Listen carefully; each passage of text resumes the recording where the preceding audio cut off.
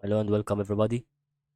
SPY stock, okay, S&P 500 ETF. Let's start with these steps.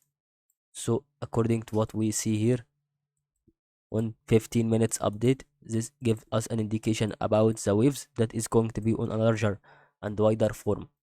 So let's start with the steps. As we can go for the price here, this gives us an indication about this SPY, and that is an increase momentum here, and this is going to be about another increase. And since we can say that SPY would give us a decrease and increase every time, that means this is going to be a return back for SPY to be done for every part in this stock, and that is giving us such an experience.